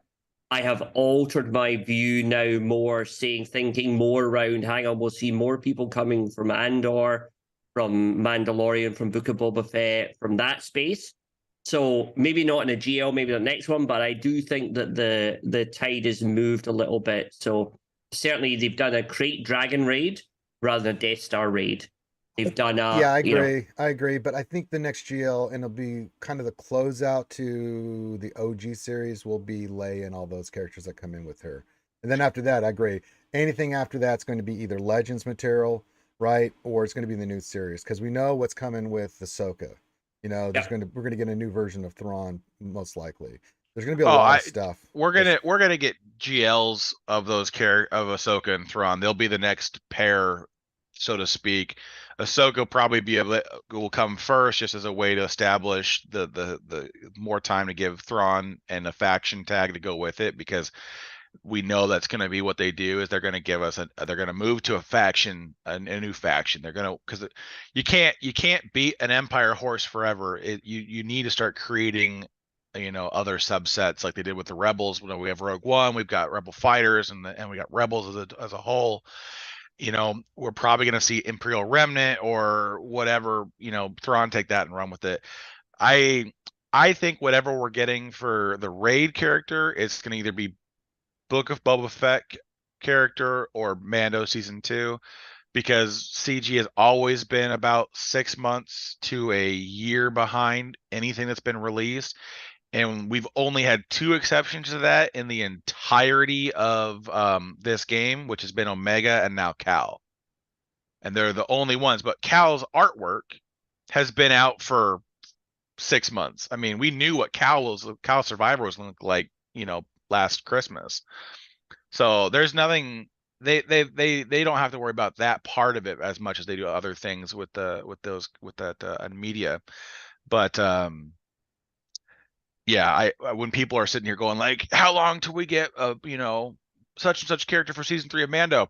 6 to 12 months, guys. Like, it's not coming in the next week or two, I guarantee you. Yeah, it won't be till the end of the year at the earliest. And it will come even slower now, because I think, like you say, I think you've named a couple of GLs there that are nailed on, and I think therefore they'll start to work back from them and say, right, okay, we want to give the Phoenix that time, or a reworked Phoenix, or a new Phoenix in that space. We want to give and I think you might start to see these things even more delayed than a year after when they come here on the telly. Yeah.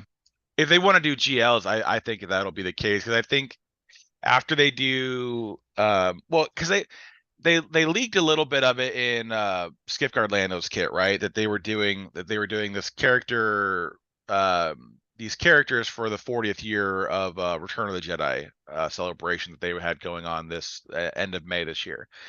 And so we have a sneaking suspicion that's going to kind of culminate in a Rebel GL, and then they'll end with that and move somewhere along the lines going forward of other things, because at this point, you've finished all the old content. There's not really any other GLs to really pull from the other stuff that's not just going to be grasping at straws. You know, you got people that, oh, well, so and so was really impactful, they should be a GL, and CG's probably not going to do it.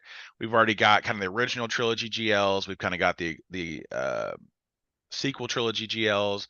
We're going to kind of get the original trilogy GLs, and then at that junction, we got to pivot somewhere else entirely.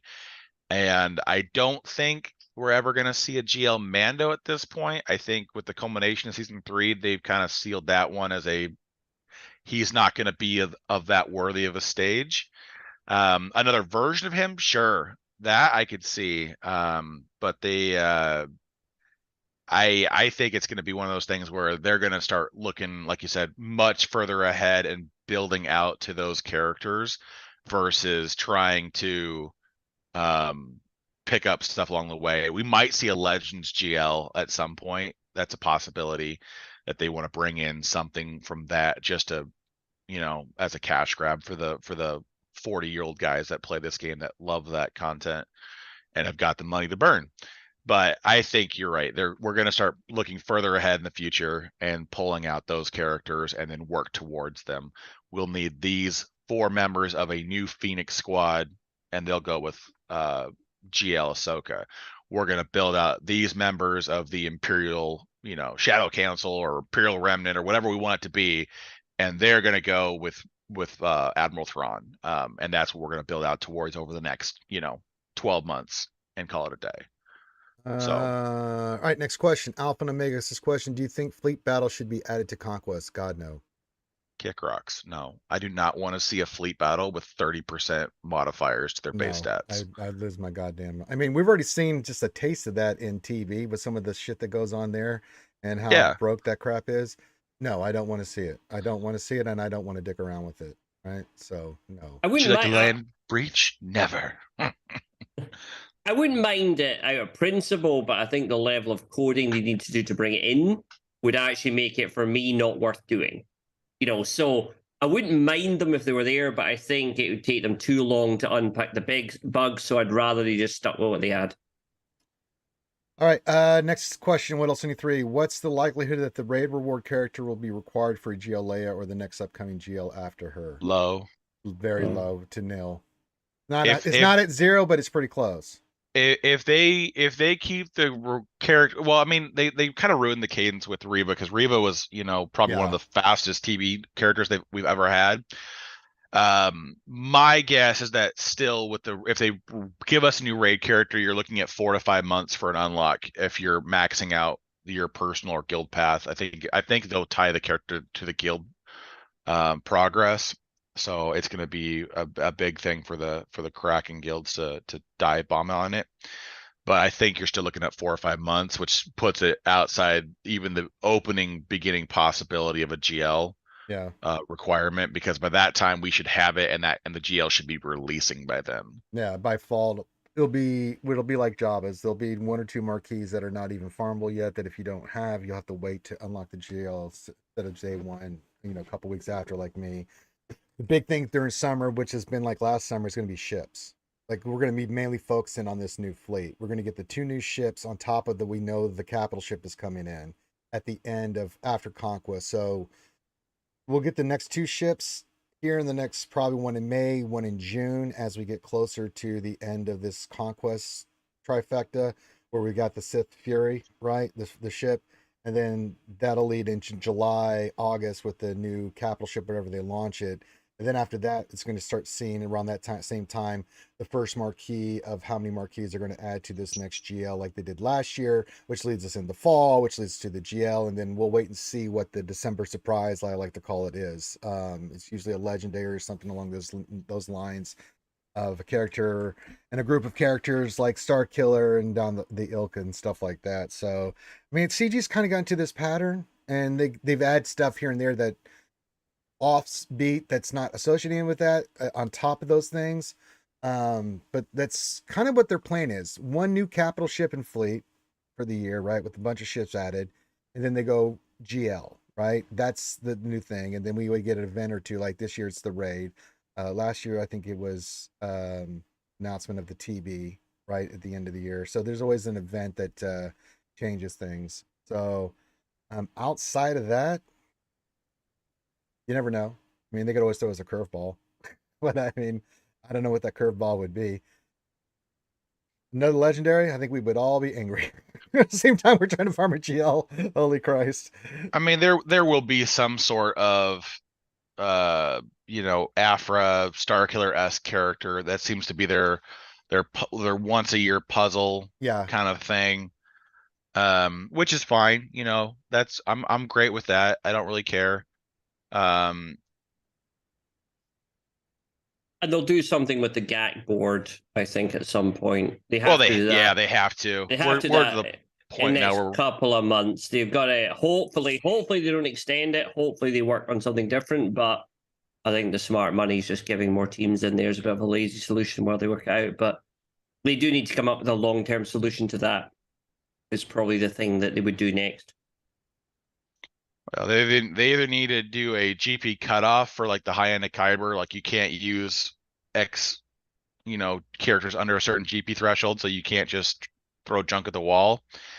But they're gonna have to have some way to either expand the board and get more teams on there so that people actually have to invest further, or you need to start cutting out parts of the roster where they can't use things under bottom certain. Slice it so you only have your top 120 characters or something. Yeah. So basically, if your character is below relics, you can't use them. Sucks to suck. sucks to be you, Betty. I'm not your buddy, friend. I'm not your friend, guy. All right. No other questions. Maximus says we still need a true neutral GL true Revan. Yeah, it's good old dark Revan. Check that out in my lower series. I think they've pretty much given up with the neutral tag. I don't know why they even bothered. I honestly it just seems like Hondo seems like such a vanity, doesn't it? It such really a vanity project for them, where they added that neutral tag about 3 or 4 years ago and then they launched one damn character that's a visual offensive on my visual eyes, my red and blue. And then we got this one idiot who's kind of sitting there. And I look, honestly, I think I wish they would just give up with it and say, right, we're going to revert Hondo to being dark side. We apologize about that, or light side, don't really care. And just go, right, we're going to get rid of that and we're going to work towards a normal, because you're right. So many people should be neutral. We talked about Tuskens, Jawas. We don't know. We don't know which side they're on. Yeah, so anyway, I wish they would have given up on it. I can't believe they bothered actually launching the character. What else? 73 question. Now that Hondo's Datacron is gone, what'll be your use for him in 3v3 coming up? He still can be a pain in the ass on defense. The AI plays it wrong. You just have to get the right RNG. I still think he's a more offensive character because you can still, even without his Datacron, you can still put him like in a dash team and he still will do good work. Even though he doesn't have his Datacron, he still can do Hondo things, His Datacron only was getting him to ramp super fast, right? That was like the main thing with his Datacron. It didn't impact his damage or anything like that. So Hondo can still run around clapping cheeks, and with his GAC on me, he's still gonna get out the gate and cause problems with his turn meter that you can't just solve. I mean, I think a lot of people in fives might be using him with a Maul Mando's team on defense because there's enough scoundrels there with like Canderous and Django to trigger that 40% turn meter or 50% turn meter. So you're going to trigger that frenzy really early. And there's no way to outrun things now with Seth6 being dusted. So there's still uses for Hondo in a lot of different places. But in threes, it's just throw down with like old Ben lead and like one other character, and then he'll clap a lot of cheeks if you can get him to ramp his ransom. But in this one, in threes, you just in without the Datacron anymore, it's just gonna take more time. Yeah. So you're not gonna go in against Malgus as with like DR Basti anymore. You're gonna be like, all right, well, maybe if it's like a Relic 7 Malgus with like Talon and Sith Assassin, I'll go use Hondo. But outside of that, you're going to be a lot more careful, but it's still going to do a ton of damage. It's still going to hit hard. It's still going to just clear the board with his damage. So yeah, and you can ramp that up, but with other Datacrons, you could do a Yep. bunch of stuff with him that you can. Still a great character. I mean, he really is. So we'll wait and see, but I still think for threes he's going to be pretty solid. You just make sure he's protected and you let him ramp up, and then he can take on 3 characters. He gets ramped, you know, especially with that Omicron. If you get a bunch of like health steal or protection or tenacity on him, where he's just like, piss off, I'm going to ramp. You can't stop me. And you know, especially on offense where you're controlling and dictating what you're doing, he's still going to do really good work. Yeah, I think what they're saying is, like, everybody watching, he'll sit in his kit's too long didn't read section of our roster, whereby no one's ever read the kit for Hondo. So my R5 Rondo will sit on defense, where he'll sit on either defense and I will forget he's there, or he'll sit on offense and I'll forget I have him. And then maybe when I get down to having to clear like 1 Tusken Raider off the board, I'll go, hang on, maybe I'll use this guy. I'll use this guy. What a waste. And then I'll be surprised how good he is. His kit's too complicated. No one cares. I disagree with that. He's too complicated. No, he's not complicated at all. So man. Yeah, he is too complicated. We need a TLDR. We need a TLDR on that kit. I mean, too many words. He's got his own encyclopedia for his kit, but I mean, it's once you know what it says, the TLDRs are pretty simple. But I'm still working through C-3PO's kit, and that was hours ago. Your brain damage has nothing to do with the kid. You know. The man's visual offense of his white little circle is more. What are you talking about? I'm handsome. We make a deal. Awful. Come on now, Liz. Join the bandwagon of my pirates. No, it's terrible. It's terrible. Honestly, like I just visually the person offends me on my eyes. I'm just sad that they made us use the Disneyland version of the character versus. I would have liked to seen a more recent, you know, either the Rebels version or the Clone Wars. Either or, I would have been happy with either or, but just that version, I'm like, God, I don't like that version of that character. Scribbles is in chat. Oh yeah. No. We've summoned the Scribbles. Well, he can come join us if he wants the link. You can send it to him there, Karth. Get his ass in here. He should have it already. Should be in the Jedi Academy Discord. Probably surprised he's awake for. I'm surprised he's breathing. Yeah. Yeah. Typically he's off doing Lala things. Yeah. Real life. You know, spending time with family and loved ones. What the hell? Yeah. Those assholes. I do love it though, because my chat often tells me, because I don't really know what Hondo does at all. And very often the educated people in my chat will say, use Hondo here as a hard counter. I'll put in Hondo and the entire team will just disappear. I'll be like, well, that was strange. That was very good. I liked that. And I'm like, I should research what is this witchcraft? Yeah. But then I never do. I just look at the kit going, yeah, okay, I'll ignore you. Maybe next month. All he did was wave that strange device around, and we should circle back and ask Aldi about his opinions on Cam again. Oh my God! Oh, I've never read Cam. Okay, honestly, I've got, like I say, I got the 100 kills with Cam, but it's R3 GA. I've never read the kit. Don't care. I read it once. I read it once to check. I was like, because obviously I will cheese things. Anyone with an AOE. You can cheese a Genosian node with Treya lead. So I was looking to see whether or not he had an AoE. It was the only. I just clicked on all of these. Does he have an AoE? My God. Does he have an AoE? What is this goddamn nonsense I'm listening to? No. And then I went off that. I went to Seer. Do you have an AoE? I went, no. Okay, bin that. Oh my sweet Jesus. Yeah, that's what I did. Yeah. For the record, folks, Kim is ridiculous. He is so stupid good. And you put him under JML, he is going to slaughter folks. He hits so ridiculously hard. I'm telling you, the stats he gets from JML and the stats he puts out, that team claps, man. That's what makes JML go kick the shit out of Rays and other things, because he's just like, basic, oh, you're dead. Basic, oh, you're dead too. It's like, Jesus Christ. He'll help you do armor shreds this week. Is the only. Yes, he does. Welcome to your 1 week. Your 1 week of relevancy, Cam. He's relevant all the time. Just because you're a potato head does not mean the rest of us are. Cam is rubbish. Like, it's everyone except. Oh my God! Cam has 2 weeks of relevancy as he's doing armor shreds for this week. I'm going to ignore everything you just said, Aldous, because you didn't even understand Hondo's kit. So I'm just sitting there going, "Oh God, what are you doing, Aldous?" I've read it. It's boring. Oh Okay. my God. All right. What is going on in the chat? So what you're telling me is that you didn't watch Ranger's video of breaking down the kits, and you just kind of ignore you just don't want your fellow our content creators giving you the TLDR on characters. I feel I saddens my heart that you see, don't support the fellow SWGOH communities, Aldi. So I try. I click on a video, right? It's hard. I click on a video. And it shows me an advert for a different game. And then I go off and I watch the different game going, oh, what's this? And I forget I was ever meant to be watching the video in the first place. Like, that happens to me so many times. But I have very patient islanders who will sit there with me and they will literally spell out like they're talking to a potato. And like it's like you sit there going, is this who I put in? Okay, who do you want now? And that's what I do, and it's so glorious. But yeah, I love my little. You gotta make sure you're using the search bar on the right website first, and then you'll probably get better answers.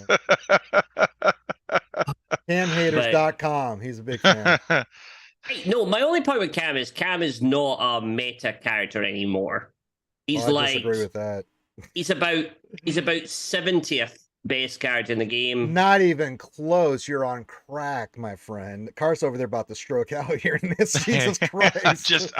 I've just quit listening. I knew I poked the bear, and I know this whole rant was going to happen, but I wanted to do it. The opinions of Aldous are wrong. Don't listen to them. The opinions of Aldous are tremendously correct. No.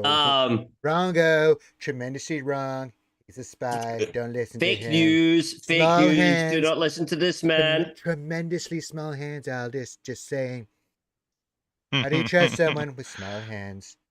Anyway, no, it's Aldous likes tail as much as I do. Great guy on that. Big props. Cam for me was never worth the investment in all those damn Cam missions in Discord and all that nonsense. It was such a Moving on from this nonsense. I don't want to hear this crap anymore. My God, me and Karth are going to start punching walls. Just all this hovering over. Remove from video. How do I delete all this here? Okay, mute. No, that's not what I want. Death by clicking. And you should use Hondo too. He's a good character too. Just don't out there. Oh my God. Well, when I get round to reading them. Oh, bloody well, but can I just say, look, I'm not far off Kyber 1. I'm not far off you guys. I'm pretty close. Well, not you guys, but I am pretty close to Kyber 1. I'm like, don't bother all this. You're just going to get your ass kicked right out of it again. Trust me. No, but now I've got Jabba. I was running without Jabba. It's not going to help, brother. Yeah, just trust me. I think it will. I think me moving into 3v3 Are you planning on going 8-1? Is that your record? Yeah, 8 wins, 1 loss. Oh, okay, I was lost there. No, probably not. And enjoy Kyber too, because we're all heading there. We just all end up at the same spot. I know, but there's nothing we can do about it. Like I've had a winning record 9 GACs in a row. I'm in Kyber too. 6-3, 6-3, 5-4. You're not far from me then. Oh, I could beat you. Oh, if I beat you, imagine Jedi Academy after that. You're in the figure I give a shit. I just go in there. I go in there and give shillies and stuff. Yeah, like that is the matchup. That is the matchup we need. We need to fight the Rangers, man. I'll just be like, good job, you won. JC is just a second. Put Hondo and Cam on defense and watch him just stroke out. It would be the last time I'm allowed back in. It would be tremendous. It'd be tremendous. Everyone would love that. Kicking my ass. I don't like this. And if I read the kit, that's how he's doing that. It's not witchcraft. Yeah, but if I win without reading any of the kits, what does that prove? Nothing. Serendipity strikes again. Actually, you did help me with my modding, Mr. Ranger Star. So maybe it was your modding help was better than your. Anyway, it would be tremendous. But yeah, look, we're having fun here. It's all we're all. But what I love the fact is that there's certain people who love certain characters. I have no attachment to Cam. No, he's not one of my favorite characters. I mean, he's not even in my top 10 of characters. But in the game itself, I can acknowledge, how good his kit is for what it can do. It's just sick. Just anything GR related. I've used him under Padme and just clapped. because especially with that stacking buff from Leia or from Padme, holy shit, will he knock the crap out of something by himself? You don't need the other guys are just there like, go Cam, go get him. Oh yeah, that's that. Okay, death. It's horrifying but fun to watch. All right. Any other? Hey, Sopper, what's going on? Soppa 98. Don't see any other questions. Looking, so we'll do a final call for questions. Maybe we'll stop a little bit earlier today. That's fine. That's a weekend. We'll be doing D&D tonight, so that'll be fun for me. If Finn tries to do another 5-hour session, I will beat him severely on the stream because I did get enough for Jedi. I do, IG stream, so I'm like up really late, and then I get a few hours sleep, and then I, do Jedi Academy. But I have to get up early to do Jedi Academy because one, I need coffee, so I got to go to run to Starbucks because I'm like caffeine, and then get back, get everything set up, and then we run the stream. And then by the time we're done with the stream, I still have stuff to do in the game. There's Conquest going on right now. We've got TB going on right now. Thank God it's phase 5 or 6 there, Carl. I think it's phase 6. Say phase 6 today. We're just finishing phase 5. Yeah, so 6 is today. So all I had to really do is deploy because I can't really do shit in that phase. And then, but yeah, I still got Conquest to do, and then all the other shit that goes on with it. So I still have to finish my notes for the lore video tomorrow, so it's a busy day. So by the time I get the D&D, I'm just sitting there going, "Is it my turn yet? Can I just roll my D20?" After about 3 hours I'm in, right? About 10:30, I'm like, yeah, this is good. I'm having fun. Then about 11:30, I'm like, for the love of God, Finn, stop. I'm going to kill you. Quit narrating and let me rage. I cast magic missiles on Finn's eyeballs so he passes. He can't see anything. My character sits down and ignores the rest of the quest. What are you doing, Ranger? Nothing. I'm doing absolutely nothing. Hint, hint, say no more. My character has gone to the closest tavern and pulled up a chair. No. See you next session. A lot of fun. I enjoyed it immensely, but about 11 o'clock, I'm just like. I always had to do D&D sessions starting like midday and then let them run later because it's like, oh my God, it's just like you start in the evening. It's like you just get into something interesting and it's like, oh my God, it's midnight. Because sometimes it takes your players forever to pull their heads out of their asses and what do you want to do here? You listen to Is there a girl at the bar? Can I go talk to her? Yeah. You walk into a room. There is nothing else in the room except one button in the middle of the room. What do? I attack the darkness. Why are you attacking the darkness? Push the damn button. Like 25 minutes later, we cast a revealment spell on the button. No, just hit the button. That's the only thing. I inspect the button. It's just the button. I do an Arcana check. It's the button. It's still a button. Sopper says, Ranger, do you know the band U2? Of course I know the band U2, man. I'm a child of the 80s. I cast Fireball.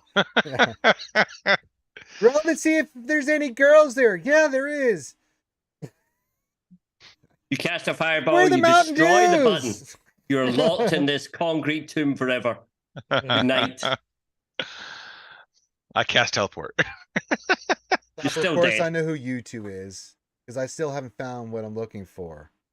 Come on, I know U2 very well. With or without you, they've had so many hits. We can be here forever. Great band. I grew up with them, and so yeah, not my favorite band, but I have a huge respect, and I like a lot of their music. They're great musicians.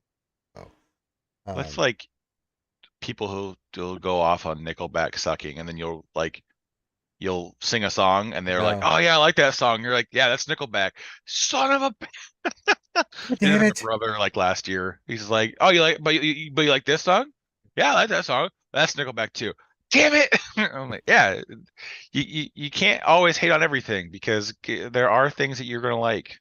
Yeah, they just resonate. So it is what it is. It is what it is. All right, final call for questions. Well, you can say they're overrated. I don't have a problem with that, but you like what you like. But I have a huge respect for any musician artist, being that I was in that world for a while. I know how tough it is, and to have a hit song that people relate to. pretty impressive, you know. But music's subjective, just like all art. If you like what you like, I'm more of a rock, metal, you know, alternative rock kind of guy, you know. So my tastes tend to go a certain way, but I do have other music tastes. I love classical music and opera. I love dance music, house, you know, all that kind of stuff. Not a big fan of country music. I like older country music. Like I'll listen to some Patsy Cline and stuff like that, but I don't like new country. I just can't listen. You know, it just doesn't resonate with me. And that's just subjective. You know, just like what you like. I'll rather live in a world of creatives and have more and more and more of them and be able to switch them off and pick the ones I like than live without one. So yeah, I love them. I think actually personally like you too, but yeah, I think like the some more of my people we have pushing the envelope, the better. Like one of my favorite bands all time is Tool. Tool musically is just ridiculous. I mean, they are phenomenal. I've always loved Tool. I love all their stuff. Linkin Park, I think, is phenomenal. I've always loved Linkin Park. But there's a lot of other bands. I grew up with Rush. I think Rush is one of the greatest bands ever, you know. So, but I have an appreciation for musicians and shit. I mean, I can watch, like, I love soundtracks for movies, you know, whether it's Lord of the Rings, whatever, Star Wars. I appreciate that level of commitment, time, and coordination to create something like that. So whether it's Bach or it's somebody like Shore doing the Lord of the Rings soundtrack, I'm in, you know. So last question we'll do, then we'll get out of here. From Sopper says, why aren't ships advanced shards yet? Because they don't like us. I don't like you either. You watch yourself, Sopper. All three of us have the death sentence on 27,000 planets. They never will be that. The ships run at a different cadence. I think they're happy with that ship cadence. They're happy with the yearly unlock. Giving people double drops in ships would make it highly broken. And therefore, they don't want to break a thing. So you just need to accept the fact that when you're farming, you have two different things. You have characters and you have ships. And ships are one speed and characters are a different speed. Yep. And think of it as two separate games that are going on in, like, sort of attached together. Yeah. So then they will never come. There will never be double drops in ships. It would break the game, so to speak. Well, not break the game, but it would change the balance too much. What else? 73 question. You sound old. How many Elvis and BG concerts did you go to, Ranger? Well, one, Elvis was dead when I was just a baby. And two, the Bee Gees, well before right, three, you know. But I do like Bee Gees songs. I thought they were a really good group with their harmonies. Elvis is just the king. I mean, you know what I mean? But you can go back, like I love the Beatles. You know, I can go back and listen to the Beatles and 60s music and love it, you know, from Deep Purple to all those bands, you know, Jefferson Airplane, you know, I just like good music. So I have a huge respect for the Beatles.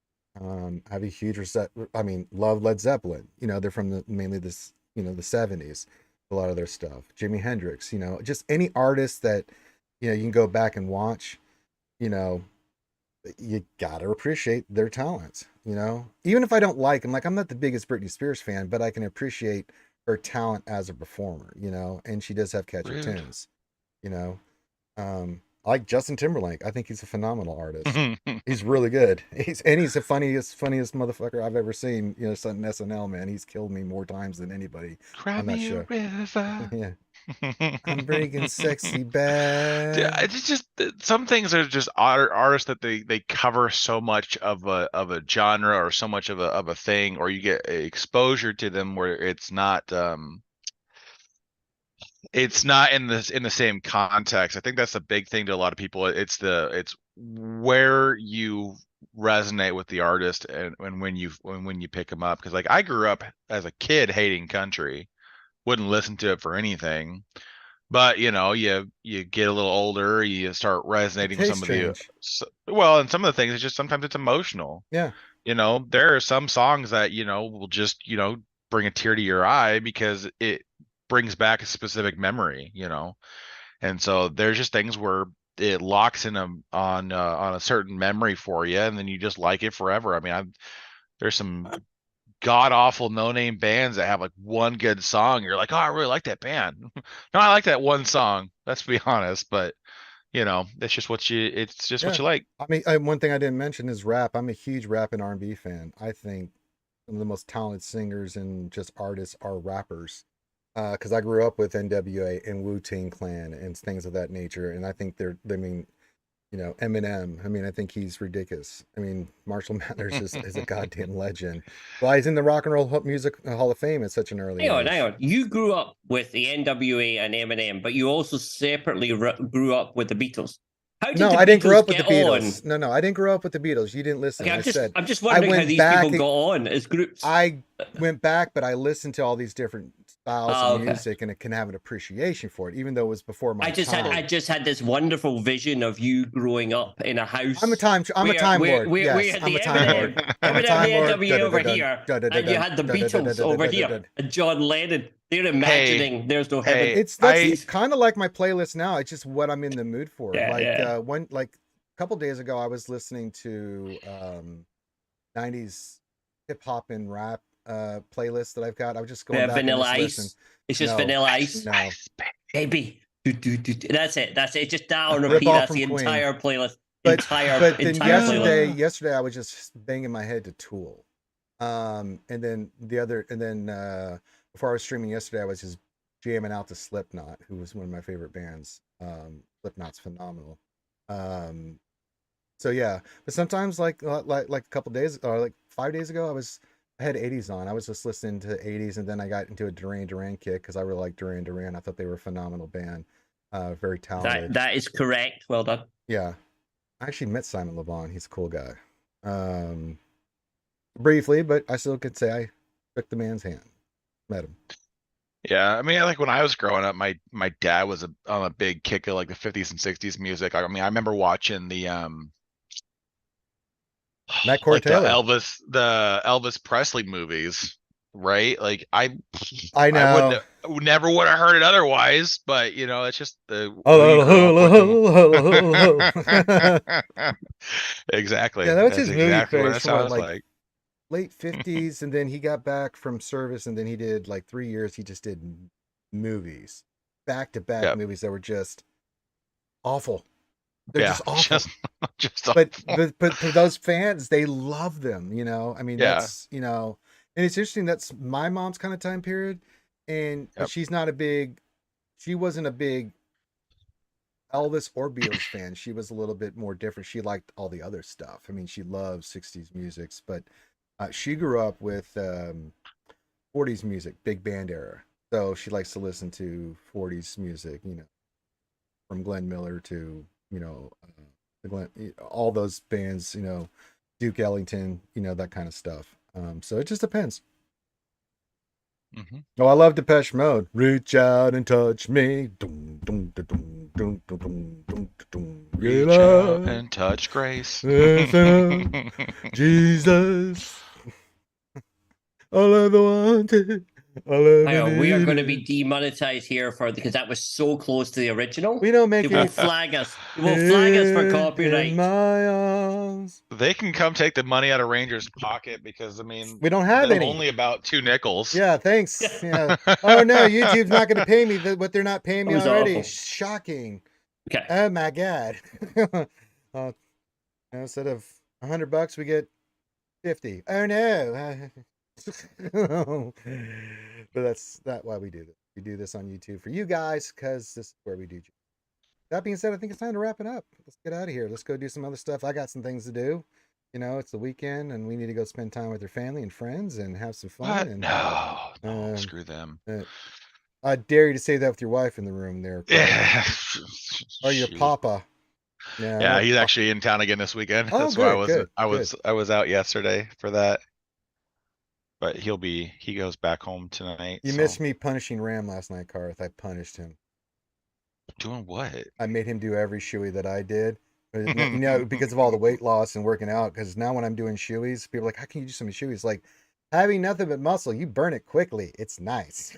I can handle it. It tastes horrible, and I can't stand the taste. But seeing Ram suffer that way was absolutely revenge. I know. Revenge. It is worthwhile. This is the facts. Mm-hmm. I didn't quite get Heinze this last one, but I'm going to get him. I'm going to get him next. I'm going to put the pan on Heinze. It's going to be Doesn't Heinze do the same amount of shoes that you do, though? He can, but I'm gonna make him drink shit. I'm gonna make him drink like Coors Light or something. He can't get his hands on Foster, so I'm gonna make him do Chewies of Coors and have him He suffer. can't get his hands on Foster's No, while he he can't. lives No, they can't get in it anywhere. Australia. Yeah, isn't that crazy? Or All they right. just sold out. All right. Probably because you're buying so much they send it all to America. Can't even get it here, dude. It's horrible. I mean, I got lucky that I found the couple cans that I did because it just goes off the shelf, and I'm sitting there going, I have to buy this crap because I'm forced to. You guys are buying it because you like this shit? What is going on with you? Why is wrong with you guys? I think it was one of those moments where you just got to count your blessings, Sir Ranger, because, if there's no Fosters to buy, you at least can do Chewy as something that's a little bit decent. I would love to, but the fans would riot. Hello, Andrew Zani, and hello, Tom. Foster's can. Like, just keep filling it back up with other beer. You can't tell the difference. Get a twist top Foster's can. That way you can just keep pouring. I keep this Foster's can. I just put water in it. Like, get the same looking shoe, only it gets progressively smaller. So basically, it looks like the same shoe. So it looks like a shoe, but then get the same shoe in progressively smaller sizes, and then by the end of it, you're taking a little shot. No one will notice. It'll be fine. Yeah, but you bought like a dozen shoes you're not gonna wear. Yeah, but it's like little Russian dolls, but shoes. Yeah. Everyone sounds great. Well, we will never chase the dragon there. That being said, let's get out of here. Aldous, where can folks check you out, my friend? We are now streaming live on YouTube. Welcome to Sandflies on YouTube, where we now do a couple of streams at least a week, where I'm doing my Conquest on YouTube. To do a more relaxed chatting. I've stolen a format for relaxed chatting questions from somewhere. Let's not talk about that. You son of a bitch. But yeah, we still stream on Twitch, but we are also now streaming on YouTube as I work out the tech on YouTube. Welcome to Sandflies on YouTube. Follow me. And then that's where we do all the Conquest cheeses, including the cow cheese, all the other cheeses. I'll be doing some cheesy shit today. And we'll do more of the chatting streams over there where we chat for a couple of hours about SWGOH, what I like, what I don't like, and stuff. Yeah. Last question we'll do here real quick. This is an easy one. Andrew's on a question. I have mods on JMK, but not sure if I'm wanting health or protection primaries. He'll be around 583 speed when he's at Relics. Health. JMK's bonus protection based on his kit, which is based off of max health. Yeah, health. Sorry. I was on GML. Yeah. JML, you want protection. Yeah. Lots of protection. He's one of the few characters you want to get to Relic 9 because oh boy does he do some fantastic work, man. Good.